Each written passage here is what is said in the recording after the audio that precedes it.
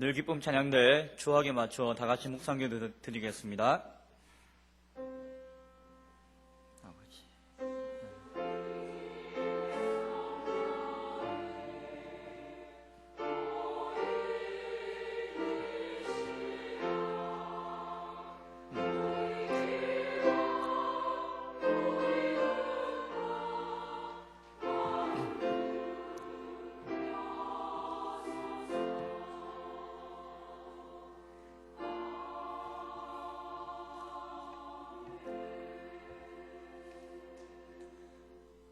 다 함께 사도신경으로 신앙 고백 드리겠습니다.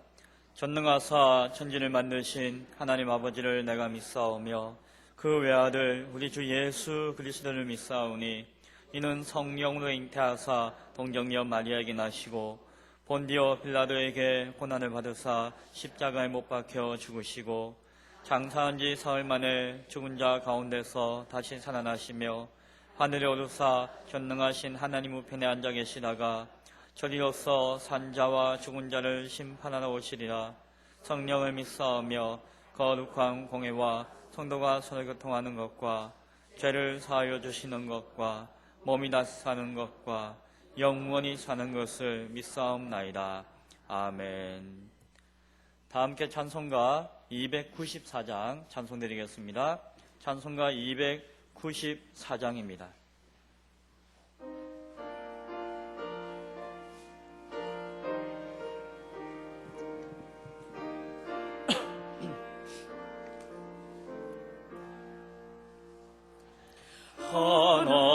하나님은 왜 하늘을 주시는 데까지 세상 사람 사랑하니 참 사랑이로다.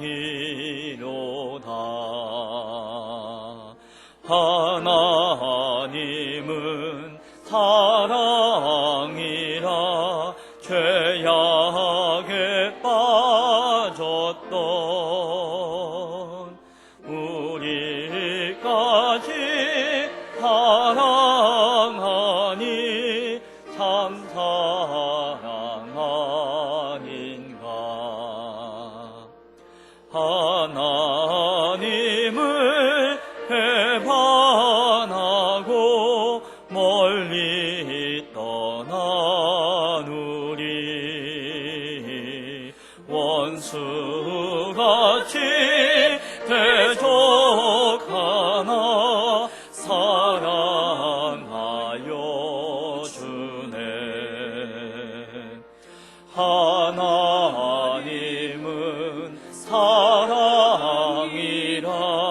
죄악에 빠졌던 우리까지 사랑하니 참 사랑 아닌가. 세상 죄를 사하시려 우리 죽을 대신 성자 예수 십자가에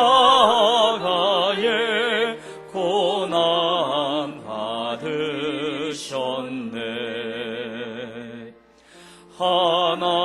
하나님은 사랑이라 죄악에 빠졌던 우리까지 사랑하니 참 사랑 아닌가. 이 사랑에 감사하여 곧 주께 나오라. 고난 영혼 주께 맡겨 구원을 얻으라. 하나님은 사랑이 죄악에 빠졌던 우리까지 사랑하니 참 사랑 아닌가. 이 시간 예배를 대표해서 한현자 권사님 기도해 주시겠습니다.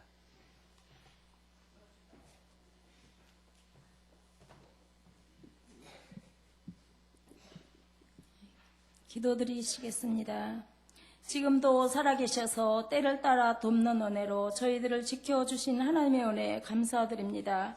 주일 후 3일 동안 저희들을 지켜보해 주시고 오늘 이렇게 3일 예배 드릴 수 있도록 인도하여 주심을 감사드립니다.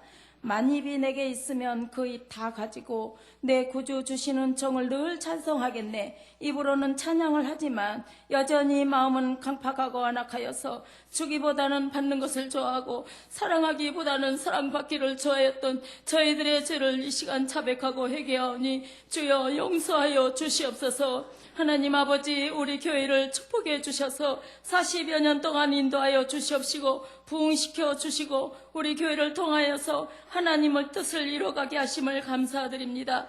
지난주에는 바제일을 통하여서 이웃과 함께 나눔의 교제가 있게 하여 주심을 감사드립니다. 수고하신 권사님들, 집사님들에게 피곤치 아니하시도록 건강의 축복으로 함께하여 주시옵소서. 우리 교회가 언제나 찬양과 말씀과 기도가 왕성하여서 정말 선교하고 이 지역의 많은 영혼들 우리 교회를 통하여서 구원함을 얻는 구원의 방주가 되게 하여 주시옵소서. 우리 담임 목사님에게 성령으로 충만하게 하여 주시옵시고 영육이 강건하게 하여 주시옵시고 가정이 항상 평안함으로 모든 사명을 기쁨으로 감당하실 수 있도록 인도하여 주시옵소서. 준비하신 말씀 선포하실 때마다 능력과 권능이 나타나게 역사하여 주시옵소서. 하나님 아버지, 성전 건축을 위하여 기도드립니다. 우리 온 성도가 한마음으로 기도하게 하시고 시작과 진행과 마칠 때까지 온전히 하나님께서 주관하여 주시옵소서. 시공사와 시행사와 설계사, 조합원 모두에게 은혜 주셔서 부정부패 없이 부실공사 없이 잘 계획하고 잘 준비하여서 아름다운 성전이 건축되게 인도하여 주시옵소서. 앞으로 있을 교구 총회와 지역별 총회를 통하여서 하나님 함께하여 주시기를 원합니다. 2012년도 교회를 이끌어갈 충성된 청지기들이 세워져서 기쁨으로 잘 감당하실 수 있도록 인도하여 주시기를 원합니다. 교회, 학교, 총동원 주의를 통하여서 우리 자녀들 모두가 다 함께 하나님 앞에 나와서 주님께 영광을 돌리도록 인도하여 주시옵소서. 날씨도 추워지는데 사할린에서 수고하신 우리 조덕순 선교사님과 어려움을 무릅쓰고 복음 들고 파송된 선교사님들 건강과 안전을 지켜주시기 원합나이다. 하나님 아버지, 이 시간 말씀 증거하실 우리 김성은 목사님 성령의 능력과 권능으로 함께하여 주시옵시고 선포하신 성령의 말씀이 우리의 심령 가운데 잘 박혀져서 그리스도의 증인들이 다 될 수 있도록 인도하여 주시옵소서. 일찍부터 나와 청성껏 준비한 늘 기쁨 찬양대여 찬양을 기뻐 받아 주시고 항상 삶 가운데 찬양하며 기뻐하며 감사하며 살아갈 수 있도록 도와주시기를 원합나이다. 감사를 드렸고 예수님 이름으로 기도합니다. 아멘.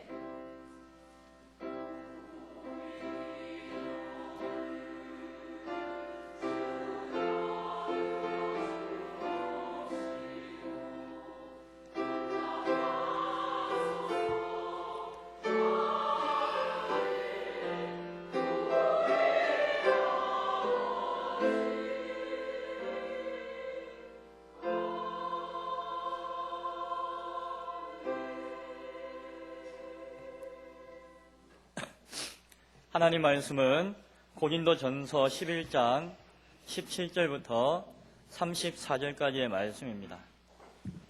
고린도전서 11장 17절부터 34절까지의 말씀입니다.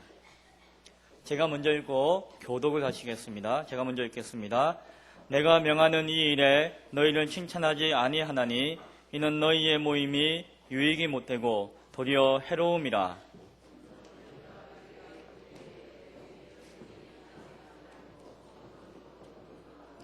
너희 중에 파당이 있어야 너희 중에 옳다 인정함을 받는 자들이 나타나게 되리라. 이는 먹을 때에 각각 자기의 만찬을 먼저 갖다 먹음으로 어떤 사람은 시장하고 어떤 사람은 취함이라.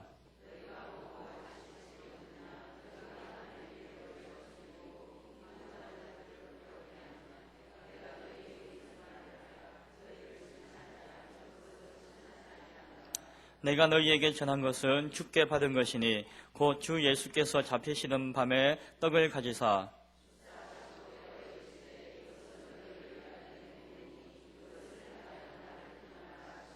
식후에 또한 그와 같이 잔을 가지시고 이르시되 이 잔은 내 피로 세운 새 언약이니 이것을 행하여 마실 때마다 나를 기념하라 하셨으니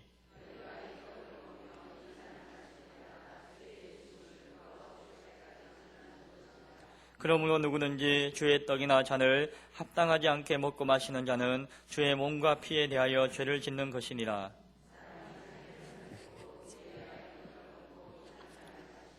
주의 몸을 분별하지 못하고 먹고 마시는 자는 자기의 죄를 먹고 마시는 것이니라.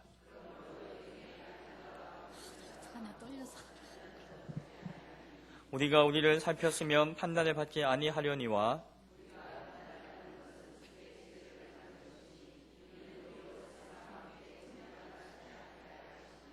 그런즉 내 형제들아 먹으러 모일 때에 서로 기다리라.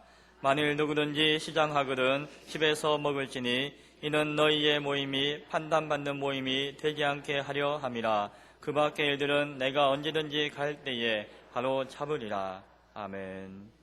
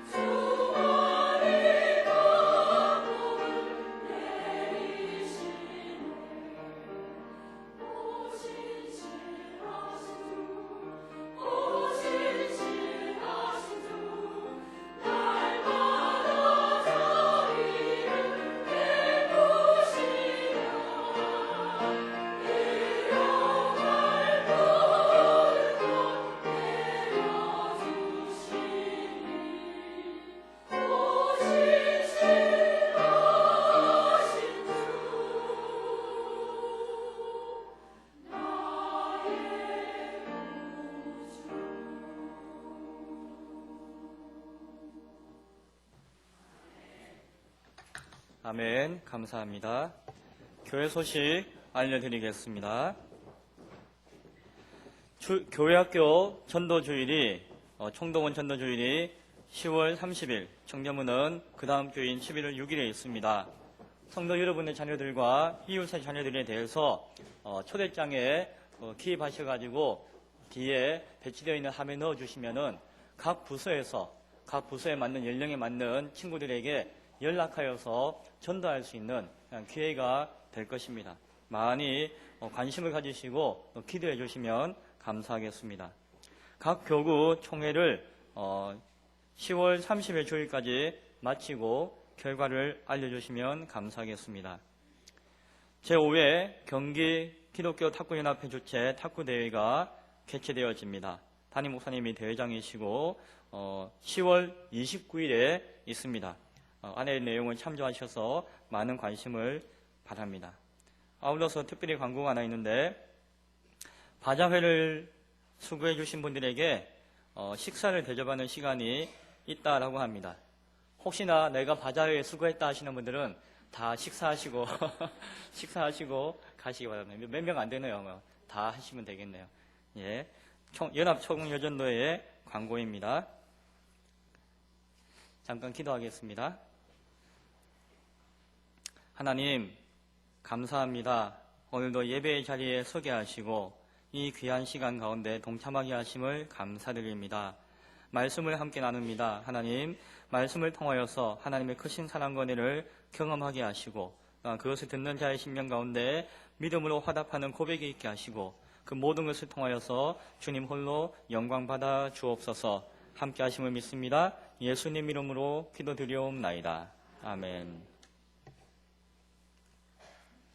오늘 고린도전서 11장을 두 부분으로 나누어서 오늘 17절부터 34절에 있는 말씀을 나눕니다. 고린도전서는 한마디로 이야기하면은 어떻게 하면 바른 교회가 될 것인가, 그것을 사도 바울이 이야기합니다. 표면적으로는 고린도 교회에 있는 문제들을 하나하나 조목조목 이야기하면서 그것을 이야기하면서 동시에 근본적으로 교회가 어떻게 서야 할 것인가를 우리에게 깨닫게 하는 그런 가르침들이 고린도 전서를 통해서 쭉 주어지고 있습니다.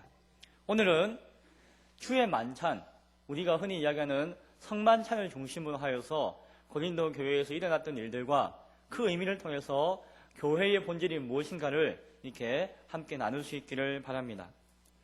주의 만찬, 혹은 성만찬이라고 하기도 하는데 오늘 본문에서는 주의 만찬이라고 표현되어져 있기 때문에 혼용해서 사용할 수도 있음을 기억해 주시기 바랍니다. 주의 만찬은 예수님께서 십자가에 달리시기 직전, 죽기 직전 마지막으로 제자들과 모였을 때에 마지막으로 음식을 나누면서 마련하신 예식이 주의 만찬 예식이었습니다. 주의 만찬은 그 근원은 유월절부터 시작되어지는 것입니다. 예수님과 제자들이 마지막으로 함께 했던 그 시간이 바로 유월절에 음식을 나누는 유월절의 만찬이었기 때문에 유월절을 기념하는 그날 그 만찬을 통해서 주의 만찬을 새롭게 제정하셨다라고 하는 것입니다.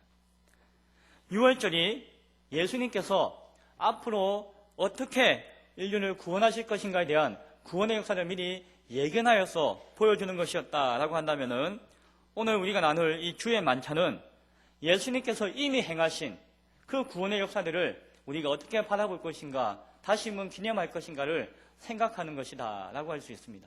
유월절과 주의 만찬은 결국 예수 그리스도 안에서 하나로 연결되어진다는 사실입니다. 고린도전서 5장 8절에 보면은 이러므로 우리가 명절을 지키되 묵은 누룩으로도 말고 악하고 악에 찬 누룩으로도 말고 누룩 없이 오직 순전함과 진실함의 떡으로 하자라고 이야기하면서 이 유월절의 정신이 주의 만찬에 그대로 이어져 오고 있음을 이렇게 보여주고 있는 것을 봅니다. 주의 만찬을 통해서 하나님을 믿고 예수 그리스도를 신앙하는 우리는 예수께서 그 마지막 밤을 지내시고 십자가에 달려 죽으신 그 고난의 현장을 기억해야 할 것이며 그 십자가의 현장이 바로 내가 거기에 있어야 할 내 삶의 현장이 되어질 것을 고백하는 자리가 이 주의 만찬을 통해서 나타나야 하며, 또한 이 의식은 우리 다른 사람도 아닌 옆에 사람하고 좀 예수님께서 인사 좀 할. 친히 행하여 보여주셨고, 이것을 내가 다시 올 때까지 영원히 기념하여 지키라라고 명령하신, 주님이 제정하시고 지킬 것을 명령하셨고, 그로 말미암아 저 2000년 초대교회부터 지금까지 계속해서 교회가 지켜오고 있는 귀한 의식이다라고 하는 것도 우리는 보게 되어집니다. 주의 만찬에서는 우리는 흔히 크게 두 가지 음식을 먹습니다. 무엇을 먹나요? 빵을 먹고 포도주 잔을 마시게 되어집니다. 6월절 음식을 통해서 주의 만찬의 음식이 이어져 왔다고 할 때에 이 떡과 잔, 빵과 포도주는 공통되어진 특징이 있는데, 앞서 고린도전서 5장 8절에서 보았듯이 누룩이 없는 것입니다. 변화가 없고 그 순전함과 순수함이 그대로 보존되어진 것이었다라고 하는 것입니다. 포도주도 혹자는 그것이 포도주 술이 아닌가라고 생각하시는 분도 계신데, 결코 그렇지 않습니다. 그것은 새 포도주, 발효되기 전에, 술이 되기 전에 음료로서의 포도주를 의미하는 것입니다. 빵도 누룩이 들어가지 않은 빵입니다. 포도주도 누룩이 들어가서 술이 된 것이 아니라 누룩이 들어가지 않은, 발효되지 않은 음료다라고 하는 사실을 우리는 한 번쯤 기억해야 할 것입니다. 빵의 의미는 무엇입니까? 그 떡의 의미는 무엇입니까? 그것은 예수님께서 십자가에 달려 찢기신 그 몸을 의미하고 있습니다. 그 고난의 현장에 내가 함께 해야 한다는데, 그 현장에서 내 몸이 찢기는 그 고통과 그 아픔 가운데 예수 그리스도의 십자가의 고난에 동참하고자 하는 그 마음 가운데 그 찢기신 살을 먹게 되어지는 것입니다. 또한 교회는 단순히 예수께서 죽으셨다라고 하는 것을 기념하는 것이 아니라, 예수께서 십자가에 달려 죽으심으로 말미암아 구원의 소망을 얻게 되어지고 새롭게 변화되어서 이제 새로운 몸이 되었다라고 하는 그런 믿음의 고백이 교회에 있는 성도들이나 교회를 통해서 고백되어지는 것이 그 빵을 먹는 행위 가운데 있습니다. 따라서 성찬식을 통해서, 주의 만찬을 통해서 떡을 떼는 것, 그 빵을 먹는 것은 그 십자가에 달리신 예수 그리스도를 기억하며, 그로 말미암아 우리가 새로워져서 이제 성도는, 교회는 예수 그리스도의 새로운 몸이 되었다라고 하는 것을 고백하는 것입니다. 교회가 주의 만찬을 기념할 때에 그것은 교회는 곧 예수 그리스도의 몸이다 라고 하는 사실을 주의 만찬을 떡을 떼면서 고백하게 되어진다는 것입니다. 또한 잔은 무엇입니까? 잔에 담겨져 있는 그 포도 음료는 무엇입니까? 그것은 십자가에 달려 피 흘리신 예수님의 피를 의미하는 것입니다. 예수님의 피가 십자가에 뿌려졌듯이 그것이 우리 몸 가운데 뿌려져야 한다는 것이 그 포도 음료를 먹는 의미 가운데 있다라고 하는 것입니다. 구약 시대에는 수많은 희생의 제물의 피를 통하여서, 그 피를 제단의 뿌림을 통하여서 인간의 근본적인 죄악과 또한 하나님의 백성 이스라엘의 그 헤아릴 수 없는 죄악들에 대한 속죄의 제사를 드렸던 것을 보게 되어집니다. 피에는 생명이 있어서 그 생명의 피로 말미암아 죽어져가는 생명이 다시금 살 수 있는 소망이 그 속죄한 가운데 나타나게 되었다라고 하는 것입니다. 그러나 예수 그리스도께서 십자가의 보혈로 피 흘려 죽으심으로 그 피가 뿌려졌을 때에 이제 더 이상 희생의 제사는 필요하지 않게 되었습니다. 왜냐하면 예수님의 그 십자가가 완전하고 영원한 희생의 제사를 완결시키는 것이 되었기 때문입니다. 그런데 예수님께서 자신의 피로 세운 이 새 언약으로서 우리에게 잔을 마시라, 교회에게 잔을 마시라 라고 말씀하셨던 것을 우리는 바라볼 때에, 하나님의 성전의 제단에 뿌려질 그 피가 이제는 어디에 뿌려진다고요? 바로 성도의 몸에, 교회 가운데 뿌려지게 되었다라는 사실을 우리는 기억해야 합니다. 바꿔 이야기하면 무엇입니까? 교회는 하나님의 거룩한 성전이 되었다라고 하는 거예요.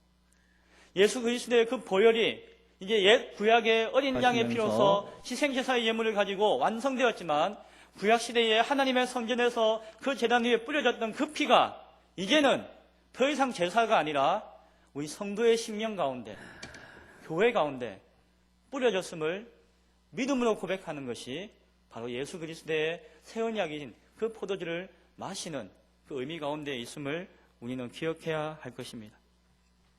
교회 가운데 뿌려졌던 그 피, 그것이 바로 유월절에 그 문지방에 뿌려졌던 그 어린 양의 피라, 그것이 바로 성찬의 그 포도주 잔에 담겨져 있는 의미인 것을 우리는 잘 알아야 할 것입니다. 이와 같이 주의 만찬은 이와 같은 소중한 신앙 고백이 담겨져 있는 그러한 자리이며 다시금 오시는 그날까지 우리가 영원히 기억해야 할 소중한 자리라고 하는 것, 그리고 우리가 모일 때마다 지켜 행해야 할 귀한 예식이라고 하는 것을 우리는 보게 되어집니다. 오늘 성경이 이야기하듯이 이 주의 만찬을 통해서 예수 그리스도의 그 십자가에서 죽으심, 그분의 몸과 그분의 피를 우리가 신앙으로 고백하며 또한 동시에 말씀으로 증거하며 선포하고 나누며 또한 하나님을 알지 못하는 자들에게 복음으로 전하는 그러한 모습들이 성만찬을 통해서 우리에게 경험되어지고 또한 그것이 단순한 경험이 아니라 우리 몸에 체득되어서 교회를 통해서 온전히 증거되어져야 하는 것이 바로 이 주의 만찬이다라고 하는 것입니다. 이러한 내용이 오늘 본문의 23절 이하 26절의 말씀을 통해서 이렇게 낱낱이 하나하나 표현되어 밝혀지고 있습니다. 그런데 이러한 귀한 성만찬이 너무 과하면 안 좋지만 고린도 교회를 통해서 이러한 본질에 충실하지 못한 부족하고 연약함이 드러나고 있다라고 하는 사실입니다. 그래서 사도 바울은 그 문제에 대해서 이야기하고자 한다. 그리고 그 문제를 이야기하면서 교회의 본질에 대해서 다시 한 번 더 점검하기 원한다라고 말씀하는 것입니다. 오늘 본문에서 보면은 17절에 내가 명하는 이 일에 너희를 칭찬하지 아니하나니 이는 너희의 모임이 유익이 못되고 도리어 해로움이라. 너희의 모임이 유익을 위해서 모여야 하는 것이고 모이는 것인데 그 모임이 유익은커녕 오히려 어떻다고요? 해롭다. 해로운 모습이다 라고 사도 바울이 이야기한다는 것입니다. 여기서 모임은 무엇입니까? 개모임? 회식? 예배의 자리를 이야기합니다. 이 모임은 교회로 모이는 것, 성도가 믿음으로 예배의 자리를 모이는 그 예배의 모임을 이야기합니다. 그런데 성도가 모이는 그 예배의 자리가 유익이 되지 못하고 해로울 수가 있다라는 것을 이야기하고 있지 않습니까? 예배하는 자리가 그 성도 자신에게나 하나님께 해가 되어질 수도 있다라고 하는 것을 기억하라는 경고의 음성이 들려지고 있는 것입니다. 예배를 통해서 주의 만찬의 의미가 분명하게 드러나기도 하고 또한 주의 만찬을 통해서 또한 예배의 의미가 풍성하게 살아나는 것이 그 당시의 예배의 모습인 것들을 보게 되어집니다. 오늘도 우리가 주일날 예배를 마치면은 무엇을 하나요? 점심 식사를 합니다. 그렇죠? 때가 됐으니까 먹는 거지 그게 무슨 예배하고 관계가 있느냐라고 생각하시는 분이 계셨다면은 잠깐 생각을 한번 다시 하시기 바랍니다. 교회에서 함께 식사를 나누는 것은 단순히 때가 되어서 배고프니까 밥 먹고 집에 가자라는 의미에서 식사를 나누는 것이 아닙니다. 사실 그 예배 이후에 드려지는 식사는 엄밀한 의미에서는 그 예배의 연장이다라고 할 수 있습니다. 초대교회에서는 그 성만찬, 주의 만찬, 예식으로서의 성만찬과 그리고 실제 교우들이 예배드리고 나서 함께 나누는 교제로서 그리고 함께 나누는 식사와 크게 구분이 되어지 않았다고 합니다. 약 3세기까지는. 그러니까는 최소한 몇백 년 동안은 그것이 구분되어지지 않고 예배를 다 드리고 나면은 성도들이 함께 모여서 교제의 자리도 되어지고 이 말씀에도 동시에 보면 그것을 통해서 그래서 하나님의 주의 만찬을 그들이 나누는 의에 그러한 깊은 복된 시간이 하나님은 예배 이후에 끊임없이 식사시간을 통해서 제공되어지고 이루어졌다라고 하는 것입니다. 사실상 교회가 예배 이후에 함께 식사하는 것은 배고픔을 달래는 것보다도 그 성만찬의 의미를, 주의 만찬의 의미를 되새기며 다시 기억한다는 의미가 그 가운데 내포되어졌으리라 생각되어집니다. 단순히 먹지 마시고 먹으면서 오늘 말씀을 기억할 수 있기를 바랍니다. 실제적인 식사의 자리였습니다. 오늘 고린도 교회에 모여서 예배 드리고 난 다음에 함께 나누는 이 주의 만찬의 자리는 구체적인 실제적인 먹는 식사의 자리가 되었다라고 하는 것입니다. 초대 교회는 예배와 이 만찬이 동시에 이루어진 것 같습니다. 예배를 다 드리고 나면은 함께 이어서 요한복음 이 21 주의 만찬을 나누었다라고 하는 것이죠. 그런데 당시의 기록을 보면은 당시에는 교회가 있었나요, 없었나요? 예배당이 얼굴을 나에게서 어느 때까지 숨기시겠나이까. 있었을까요, 없었을까요? 우리가 생각하고 있는 이런 예배당은 없었습니다. 그냥 좀 부유한 사람이 자기 집이 넓으면은 그 넓은 집을 제공해가지고 모여서 예배하는 자리로 만들었고, 행여나 그 지역 사람들이 함께 모일 시간이 필요하면은 저 앞마당, 뒷마당, 아니면 개천가 이런 데 넓은 공터에서 함께 모여서 예배를 드렸습니다. 당시에 교회라고 하는 것은 그냥 가정집이었습니다. 조금 큰 가정집. 물론 오두막 같은 집에서 함께 모일 수 없었겠죠. 따라서 좀 부유한 사람이, 부유한 성도가 자신의 집을 개방하여서 그곳에서 예배의 처소로 모였던 것을 보게 되어집니다. 그런데 예배를 드리면은 우리 가족만 모이나요? 안 그렇죠. 여러 가족이 함께 모이다 보면은 그들과 함께 주의 만찬을 나누기 위해서, 음식을 나누기 위해서는 그 식사량이 필요했습니다. 그런데 한 가정이 그 예배 처소로서 제공한다 할지라도 그 음식까지 다 준비하기에는 버겁고 힘든 것이 사실이었습니다. 따라서 이렇게 예배 드릴 때는, 함께 모일 때는 조금 여유가 되는 사람은 각자 음식을 다 장만하고 준비해가지고 예배에 참석하였습니다. 그리고 형편이 안 되는 사람은 어떻게 했습니까? 형편이 안 되면 안 되는 대로 음식 준비하지 못하더라도 마음으로 이렇게 참여하기도 하였습니다. 여유가 되는 사람은 가능하면 많이, 그리고 여유껏 준비하여서 함께 모였다. 그 당시에는 또한 노예로서 하나님 말씀 신앙을 함께 가진 나누게. 신자도 있었습니다. 그들은 어떻게 했습니까? 주인한테 허락받고 아니면 눈치를 보고 겨우겨우 빠져나와서 예배 시간에 겨우 맞추거나 아니면 늦거나 하는 그러니까 어려운 가운데 예배에 참석하기도 하였습니다. 그러한 환경 가운데 주의 만찬이 베풀어지게 되었다라고 하는 것입니다. 애찬과 만찬을, 주의 만찬이 크게 구별되어지지 않고 이렇게 함께 음식을 나누는 가운데 진행되던 이 가운데서 모일 때마다, 예배로서 모일 때마다 그것을 지켜 행하라고 하신 주의 명령을 쫓아서 행하면서 고린도 교회에는 문제가 생기기 시작했습니다. 어떤 문제였는가 하니, 고린도 교회는 빈부격차가 조금 심한 교회였습니다. 사실 고린도라고 하는 그 지역 자체가 아주 부유한 상인들로부터 시작해가지고 아주 가난하고 신분이 낮은 하층민까지 어우러져 있는 대도시였는데, 역시나 고린도 교회 안에서도 다양한 계층이, 신분 차이가 있는 다양한 계층이 함께 예배하는 그런 공간이었다라고 하는 것입니다. 그러다 보니 어떤 사람은 부유하여서 음식을 많이 가져와서 많이 제공하고 많이 먹기도 하고, 어떤 사람은 음식을 못 가져와서 그냥 조금 눈치 보다가 조금 먹기도 하고, 어떤 사람은 늦어서 못 먹기도 하고 하는 그러한 상황이 비일비재 벌어졌다라고 하는 것입니다. 그런데 조금씩 정도가 심해지니까 나중에는 어떤 일까지 벌어졌는가 하니, 부유한 사람들은, 그리고 높은 계층에 있는 사람들은, 신분이 높은 사람들은 아예 집이 있으면은 저 마당도 있고 여기 거실도 있지 않습니까? 아예 거실에다가 자리를 쫙 펴놓고 자기들끼리 한상 끄떡 차려놓고 먹고 마시고 배부르게 취하였고, 늦게 오거나 신분이 낮은 사람들은 저 마당 끝에 내려가가지고 그냥 주는 대로 먹기도 하고 하는 그러한 지경에까지 이르게 된 것을 보게 되어집니다.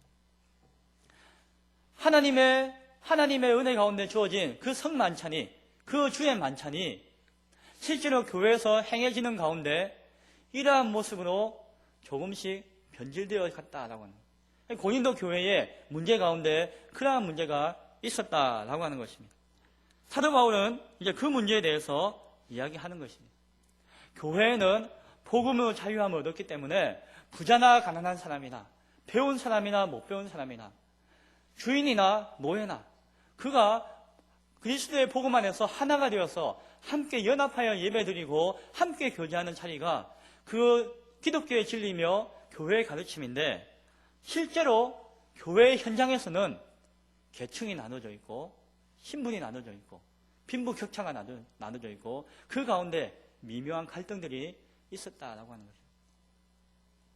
주의 만찬을 통해서 그것이 더욱더 크게 부각되어졌다는 것입니다. 어떤 사람은 주의 만찬에 함께 먹고 함께 마시면서 충분한 교제와 하나님의 은혜 누려야 하는데 눈치만 보다가 못 먹고 크게 낙심하여서 가는 사람도 있었다는 것입니다.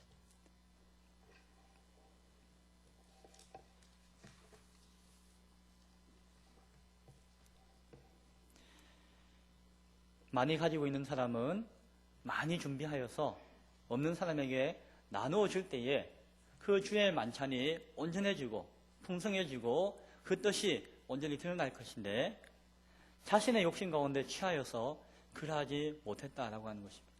어떤 자는 자신이 주의 만찬에 가져와야 할 음식인데 갖다 내어놓기가 아까워가지고 먼저 집에서 다 먹고 마시고 와가지고 예배 자리에 앉아있는 경우도 있었다고 합니다. 오늘 본문에 보면은 어떤 자는 시장하고 어떤 자는 술 취했다라고 하는데, 그 포도 음료를 가지고 취하지는 않습니다. 이미 집에서 충분히 자신 소욕대로 먹고 마시고 왔기 때문에 그 예배 자리에, 성만찬의 자리에서는 가득 취해가지고 해롱해롱 하면서 앉아있는 자라도 있었다라고 합니다. 무절제와 방종 가운데 있었다라고 하는 것입니다. 오늘 성경은 그것이 예배의 자리 가운데 있는, 예배의 후속으로서 일부로서의 의미가 있는 주의 만찬의 자리 가운데서 나타나는 지경을 통해서 볼 때에 오히려 그것이 큰 시험이 되어지고 하나님의 교회를 업신여기는 것이 되어지고 빈궁한 이웃을 비참하게 하고 부끄럽게 하는 것이 될 수 있다라고 이야기하고 있는 것입니다. 주의 만찬이 아니라 자기의 만찬을 먹는 그러한 자들로 되어졌다라고 하는 것입니다. 그들이 믿는 신앙은 주님이 주인 되어지는 신앙이 아니라 자신도 모르게 자기의 소욕을 채우고자 하는 자기가 주인 되어지는 신앙으로서 변질되어져 있었다라고 하는 것입니다.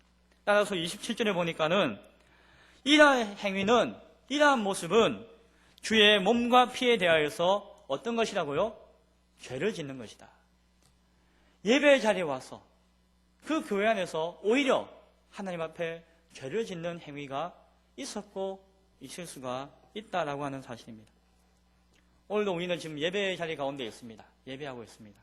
우리는 함께 신령과 진정으로서 성령 안에서 진리 가운데서 예배 드리고 있는 줄로 압니다.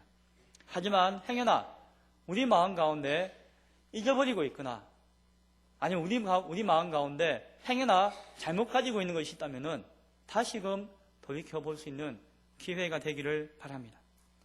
28절부터 29절의 말씀을 통해서 이 교회 공동체의 한 사람으로서 주의 만찬에 참여하는 바른 자세가 무엇인가? 그렇다면 어떠한 자세로서 주의 만찬에 참여할 것인가를 이제 사도 바울이 권면하여 가르쳐주고 있습니다.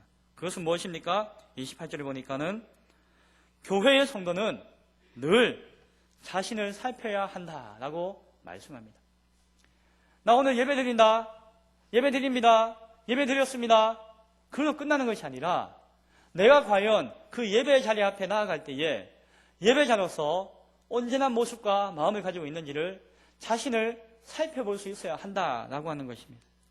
자신을 살피는 것이 중요한 것입니다. 교회 안에서 분판을 짓고 무지각한 생각과 마음을 가지고 있는 나 자신은 아닌가? 나도 모르게 이기적이고 교만한 모습 가운데 하나님을 예배한다라고 여기 앉아있는 나의 모습은 아닌가? 한 번쯤은 자신의 모습을 살펴보아서 주의 만찬의 자리가 자기의 만찬의 자리가 되지 않도록 경계해야 한다라고 말씀합니다. 두 번째로 29절에 보면은 교회의 성도는 주님의 몸을 바르게 분별해야 한다라고 말씀합니다.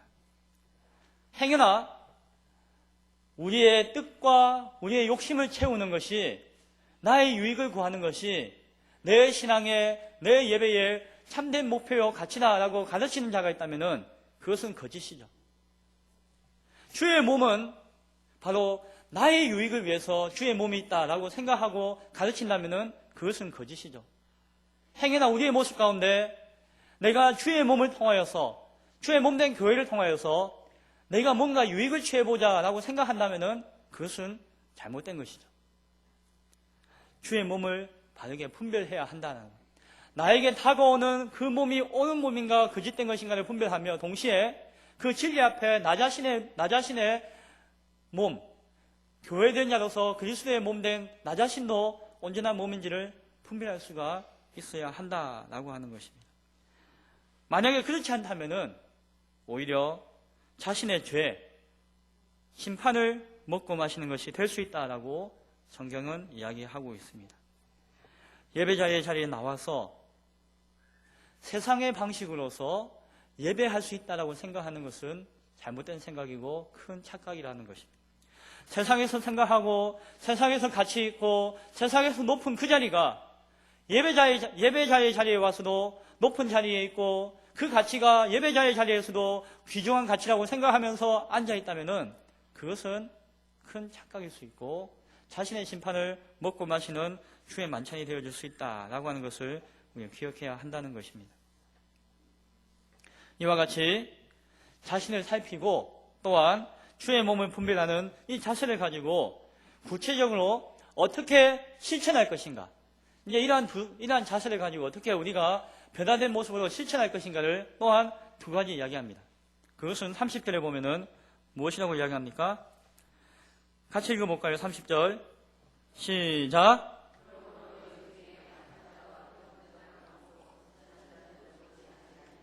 아멘. 이웃과 형제를 돌아봐야 한다는 것입니다.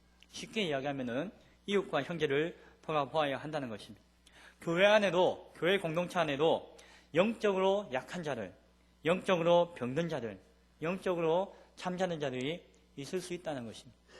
그들은 그들이고 나는 나가 아니라 함께 신앙할 때에 그들을 바라보며 섬기며 돌보는 모습과 자세가 우리 가운데 성도에게는 있어야 한다는 것입니다. 단순히 이것은 부자와 가난한 자의 문제가 아닙니다. 이것은 단순히 신분의 차이의 문제가 아니라고 하는 것입니다. 서로 이웃을, 형제를 돌아볼 수 있느냐, 배려할 수 있느냐, 섬길 수 있느냐라고 하는 문제, 바로 그 문제의 차원입니다. 부자라서 뭐가 잘못된 것이 아니라 부자이기 때문에 가난한 자를 섬기고 배려하고 보살필 수 있는 마음이 더욱더 있어야 하는데 그렇지 못하다는 것이 문제다라고 하는 것입니다. 구역을 통해서 이루어지는 것이 바로 그것입니다. 구역 개강할 때 제가 말씀드리지 않았습니까? 구역은 모세 혈관과 같다. 구석구석에 핏줄과 같이 이어져서 산소를 공급하고 영양분을 공급하고 그 가운데 있는 문제들과 어려움들을, 노폐물들을 다 제거해서 다시금 뽑아낼 수 있는 그런 모세 혈관과 같은 그 모습이 구역을 통해서 이루어져야 한다. 또한 두 번째로 33절에서 말씀합니다. 33절에 있는 말씀 같이 읽어보겠습니다. 시작. 그런즉 내 형제들아 먹으러 모일 때에 서로 기다리라. 무슨 말씀입니까? 다시 한 번 더 확인하되 서로 배려하고 섬길 수 있어야 한다라고 하는 것입니다. 내가 배고프다고 해서 먼저 먹을 것이 아니라, 이거 내가 가져왔기 때문에 내가 먹겠다는 것이 아니라, 내가 많이 가져왔기 때문에 많이 취하겠다라고 하는 것이 아니라, 늦게 오는 자 그리고 없는 자를 향해서 기다려줄 줄 아는 자, 그러한 모습이 교회에게는 구체적으로 성도에게는 필요하다라고 하는 것입니다. 고린도전서 12장 이후에도 보면 알겠는데, 몸이 건강하는 것은, 건강한 비결은 무엇이라고 했습니까? 몸이 균형되어지는 것입니다. 성경은 몸 안에 있는 약한 지체를 더 귀하게 여기는 것이다 라고 이야기하였습니다. 우리가 병들고 죽음에 이르는 까닭은 내 몸이 한꺼번에 망해서가 아니라 내 몸 안에 약한 부분이, 정말 그 약한 부분 하나로 인해서 병이 점점 깊어지고 그로 인해서 내 몸이 망하게 되는 것을 보게 되어집니다. 이와 같이 교회 안에 약하고 연약한 그것을 오히려 더 귀하게 여기고 그것을 배려하고 섬기는 모습이 교회를 건강하게 하는 비결이다라고 하는 것. 그러한 사실을 오늘 우리에게 말씀해 주고 있습니다. 사실 이것은 믿음 안에서도 그러하며 동시에 세상 가운데서도 귀한 본이 되어지는 것입니다. 교회로 모여서도 여전히 자기의 이익을 추구하고 세상과 전혀 다를 바 없는 자기의 욕심을 드러내고 자랑하는 그러한 곳으로 삼게 되어진다면 세상이 교회를 향해서 당신들은 그리스도인입니다 라고 칭하는 것이 아니라 당신들은 무엇입니다 라고 손가락질하게 되어진다라고 하는 것을 우리는 기억해야 할 것입니다. 말씀을 이제 마지막으로 정리하고자 합니다. 한 4가지 정도로 정리하고자 합니다. 먼저 본질에서 벗어나면은 해가 되어질 수 있습니다. 예배라고 할지라도 성경 공부라고 할지라도 기도회라고 할지라도 구역 모임이라고 할지라도 그 본질이 무엇인가를 잊어버리고 망각하며 그냥 행한다면은 오히려 그것이 아니함만 못한 해가 될 수 있다는 사실을 우리는 기억해야 할 것입니다. 두 번째로 교회 안에서는 계층의 차별이 없어야 한다는 것입니다. 가장 해로운 것 중에 하나가 공동체에서 일어나는 계층의 차별인 것을 기억할 수 있어야 합니다. 이것은 부자와 가난한 자를 의미하는 것만이 아니라고 말씀하셨습니다. 아주 오래된 성도, 교회에 나온 지 얼마 안 된 성도, 그것을 구별하고 차별해서는 안 된다는 것입니다. 함께 어우러질 수 있도록 힘써야 한다는 것입니다. 우리 교회 같은 경우에는 나는 본교회 출신이다, 나는 은영교회 출신이다, 그걸로 인해서 티격태격하거나 그것을 마음에 두어서는 안 된다는 것입니다. 그것은 다 녹아지고 없어져야 한다는 것입니다. 각 부서와 기관도 우리 부서가 우선시 되어지고 우리 기관이 먼저 되어져야 하고 하나님의 일을 한다고 하면서도 오히려 자기 열심이라고 하는 미명 안에서 부서나 기관이 이기적인 모습으로 나아가는 것이 또한 교회의 건강을 해칠 수 있다는 것을 기억해야 할 것입니다. 우리 찬양대, 우리 부서, 우리 기관, 또한 은사가 충만한 자들과 은사가 없는 자의 차별이 있어서는 안 됩니다. 은사는 교회의 덕을 세우기 위한 것이고 교육을 유익을 위한 것입니다. 결코 개인을 자랑하거나 개인을 드러내거나 개인을 폄하하기 위해서 나타나서는 결코 안 됩니다. 그것이 만약에 그러한 모습으로 나타난다면 그것은 성령의 은사가 아닐 것입니다. 교회의 규모가 크다고 해서 자부심을 가지고 교회의 규모가 작다고 해서 열등감을 가지고 그것도 뭔가 잘못된 것이죠. 직분을 마치 계급처럼 여기고 직분의 차이에 따라서 마치 계급이 다른 것처럼 서로 차별하거나 차등을 두거나 또한 그것에 대해서 잘못 오해한다면 그것 또한 교회 안에 건강을 해치는 해로운 것이 되어질 수 있음을 우리는 기억해야 할 것입니다. 세 번째로 우리가 잘못된 신앙 가운데 빠지면은 오히려 심판을 먹고 마시는 것이 되어질 수 있다고 하는 사실을 기억해야 합니다. 우리가 영적으로 교만하고 무절제한 시간으로서 신앙하거나 그 신앙을 왜곡한다고 한다면은 하나님을 예배한다고 하면서도 동시에 스스로 심판을 먹고 마시는 자리에 서게 된다는 사실을 기억해야 할 것입니다. 오늘날도 그러하지만 하나님을 예배하며 하나님을 찬양하는 그 귀한 자리가, 그 귀한 시간이 오히려 사람의 즐거움을 추구하거나 사람을 기쁘게 하는 그러한 자리와 수단으로서 변질될 수도 있다는 사실을 우리는 또한 기억할 수 있어야 할 것입니다. 마지막으로 네 번째, 주의 만찬을 통해서 우리가 기억하는 것은 무엇입니까? 우리가 예수 그리스도의 거룩한 몸이다라고 하는 사실을 떡을 통해서 확인하고 우리 가운데 예수 그리스도의 그 보혈의 피가 뿌려졌다라고 하는 사실을 때문에 우리가 하나님의 거룩한 성전이라고 하는 사실을 또한 그 잔을 통해서 확인할 때에 그러한 것이 믿음의 고백으로 나타날 때에 그것은 단순히 어떠한 장소와 어떠한 시간에서만 경험되고 고백되고 추구하는 것이 아니라 바로 내 몸이 거하는 그곳, 내 몸이 살아있는 그곳, 내 몸이 삶을 영위하고 있는 그 현장이 바로 내 몸을 통해서 예수 그리스도의 몸과 피가 드러나는 현장으로 삼을 수 있어야 한다고 하는 사실입니다. 우리 안에 뿌려진 그 피가 생명력이 있음을 기억하십시오. 예수 그리스도의 그 몸된 홍로가 바로 생명력이 있음을 기억하십니다. 그 생명이 바로 우리를 통해서, 내 몸을 통해서, 교회를 통해서 온전히 나타나야 한다는 것입니다. 오늘도 우리는 잠시 뒤에 모여서 밥을 먹고 식사를 하게 될 것입니다. 밥을 먹을 때마다 우리는 기도합니다. 뭐라고 기도하십니까? 맛있는 거 주셔서 감사합니다 라고 기도할까요? 아니면은 잘 먹고 잘 살게 해주셔서 감사합니다 라고 기도할까요? 그 음식을 통하여서 우리는 이 음식이 내 영혼에, 내 몸에 주의 몸과 살이 되고 주의 피가 되어서 내 몸을 은혜 가운데 충만케 하시고, 그리고 그 은혜를 나눌 수 있는 그러한 나의 모습이 되어지게 해달라는 신앙의 고백이 내가 매일매일 먹고 마시는 그 식사 시간을 통해서 고백되어지고 또한 증거되어질 수 있기를 축원드립니다. 그리하여서 진정 이 주의 만찬의 은혜가 자기의 만찬으로 변질되어지지 않고 주의 만찬 그대로 우리 가운데 온전히 선포되어지는 그런 복된 삶과 신앙이 우리 가운데 가득가득 할 수 있기를 다시 한 번 더 축원드립니다. 기도하겠습니다. 하나님, 오늘도 예배 가운데 찾아오셔서 주의 말씀을 듣게 하시니 감사드립니다. 고린도 교회를 책망하며 그 문제를 들쑤어내지만 또한 우리의 모습이, 오늘날 우리 교회의 모습이 그러하지 않은지 다시 한 번 더 돌아보게 하여 주옵소서. 하나님 앞에 신실하게 하시며 순전하게 하셔서 주의 몸과 주의 피를 먹고 마시듯이 그 은혜 가운데 충만하여서 진실함으로 나아갈 수 있는 주의 백성들 되어지도록 삼아 주옵소서. 함께 하심을 믿고 감사드리오며 예수님 이름으로 기도드리옵나이다. 아멘.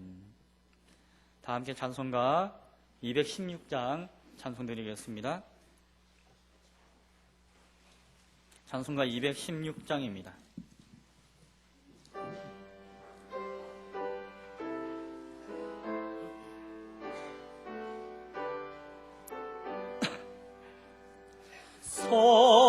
성자의 귀한 몸 날 위하여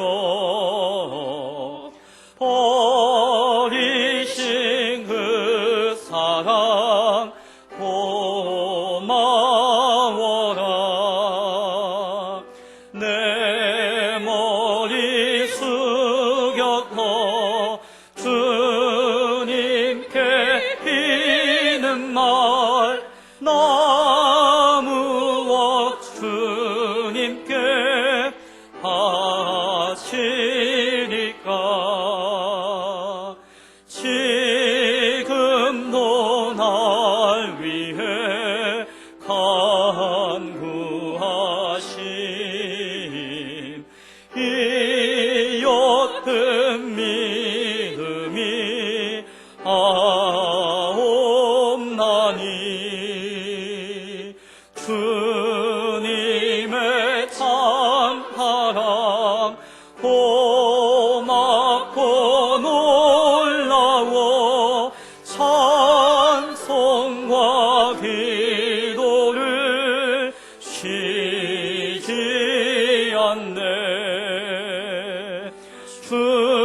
주님의 십자가 나도 지고 신실한 믿음과 마음으로 형제의 사랑과 친절한 위로를 네게 나 베풀게 하옵소서. 만 가지 은혜를 받았으니 내 평생 슬프나 즐거우나 이 몸을 온전히 주님께 바쳐서 주님만 위하여 늘 살겠네.